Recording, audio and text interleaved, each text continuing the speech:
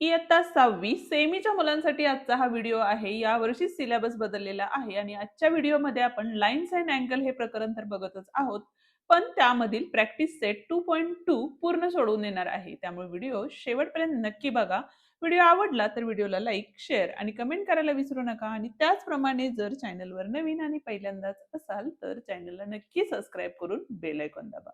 तर मग बघूया पहिला प्रश्न काय आहे. तर काय सांगितलेलं आहे बघा या ठिकाणी. तर find the given letters of the English alphabets given below whose lines form right angle. आता राईट अँगल म्हणजे काय, तर अँगल्स म्हणजे काय हे आपण कालच्या व्हिडिओमध्ये शिकलेलो आहे.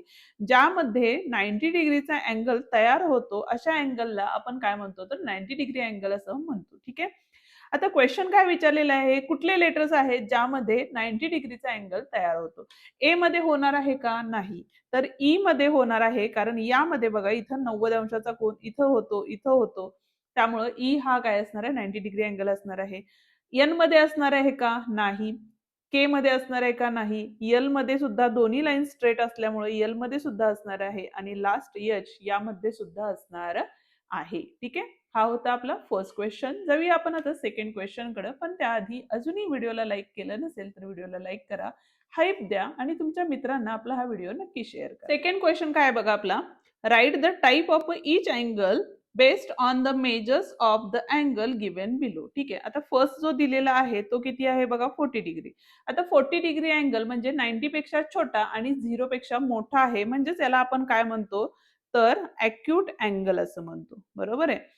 दुसरा आहे आपला 0 डिग्री, म्हणजे ह्याला अँगल काय म्हणणार आहे आपण, 0 अँगल असं म्हणणार आहे. ठीक आहे. थर्ड वन आहे आपला 90 डिग्री. आता 90 डिग्री म्हणजेच काय असतो आपला, तर राईट अँगल. ठीक आहे. नेक्स्ट आहे आपला फोर्थ वन 155 डिग्री. आता 155 डिग्री म्हणजेच काय झालं, तर 180 पेक्षा छोटा आणि काय असणार आहे, 90 पेक्षा मोठा आहे. त्यामुळे या अँगलला आपण काय म्हणतो, तर ॲप्ट्यूस अँगल असं म्हणतो. ठीक आहे. नेक्स्ट आहे फिफ्थ वन 180 डिग्री आणि या अँगलला आपण काय म्हणतो बघा, तर स्ट्रेट अँगल.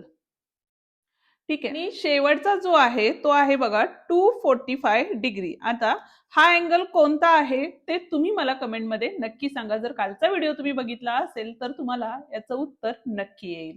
जाऊया आता तिसऱ्या प्रश्नाकडे, पण त्याआधी अजूनही व्हिडिओला लाईक केलं नसेल तर व्हिडिओला लाईक करा, हाईप द्या आणि तुमच्या मित्रांना आपले व्हिडिओ नक्की शेअर करा. तिसरा प्रश्न काय आहे बघा, draw the reflex angle of the different measures. ठीक आहे. आता हा प्रश्न तुम्हाला सोडवायचा आहे. फक्त तुम्हाला एवढंच सांगते की रिफ्लेक्स अँगल म्हणजे काय, जो असतो 180 पेक्षा मोठा आणि 360 पेक्षा छोटा.